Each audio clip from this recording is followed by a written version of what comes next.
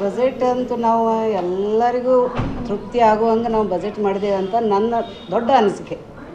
ಯಾಕಂದರೆ ನಮ್ಮ ಮಹಿಳೆಯರಿಗೆ ಅವರು ಸ್ವಾವಲಂಬಿಯಾಗಿ ಬದುಕಲು ಅಂಥೇಳಿ ನಾವು ಇಂದೋರ್ಗೆ ಹೋಗಿ ಏನು ಮಾಡಿ ಬಂದ್ರಿ ಅಂದರೆ ಇಂದೋರ್ಗೆ ಹೋಗಿ ಮಹಿಳೆಯರಿಗೆ ಸ್ವಾವಲಂಬಿಯಾಗಿ ಬದುಕಲು ನಾವು ಪಿಂಕ್ ಆಟೋವನ್ನು ಮಾಡಿದ್ದೀವಿ.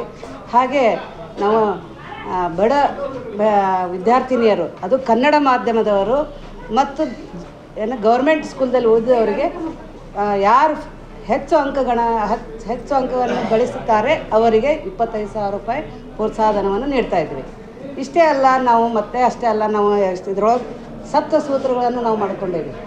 ಎಲ್ಲ ಸೂತ್ರಗಳು ನಾವು ಎಲ್ಲ ಆಫೀಸಲ್ಲಿ ಕರ್ಕೊಂಡು ಒಂದೊಂದು ಇಂಚಾಗಿ ಅವ್ರು ಕೇಳ್ಕೊಂಡು ಇಷ್ಟಾದರೆ ಮುಂದೆ ನಾವು ಎಷ್ಟು ಮಾಡ್ಬೋದು, ಮುಂದೆ ಎಷ್ಟು ನಾವು ಮಾಡಿಕೊಡ್ಬೋದು ಅಂತ ತಿಳ್ಕೊಂಡು ಅಂಕಗಳು ತಿಳ್ಕೊಂಡು ನಾವು ಮಾಡಿದ್ವಿ.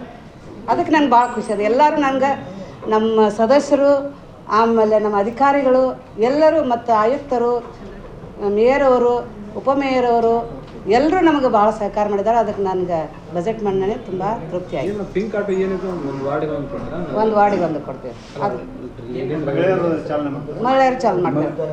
ಫ್ರೀಯಾಗಿ ಕೊಡ್ತೀವಿ. ಮತ್ತು ಯಾವ್ದು ನಮ್ದು ಜನರಲ್ ಯಾರಲ್ಲಿ ಆರ್ಸ್ ಬಂದಿರುತ್ತಲ್ಲ, ಯಾವ ಜನರಲ್ ಆರ್ಸ್ ಬಂದರೆ ಜನರಲ್ ಮಹಿಳೆಗೆ ಕೊಡ್ತೀವಿ ನಾವು. ಅಂದರೆ ನಾವು ಅಲ್ಲಿ ನಮ್ಮ ಜನರಲ್ ಇದ್ದಲ್ಲಿ ಎಸ್ ಸಿ ಕೊಡ್ತೇವೆ, ಎಸ್ ಸಿ ಕೊಟ್ಟೇವೆ, OBC ಹಂಗಿಲ್ಲ.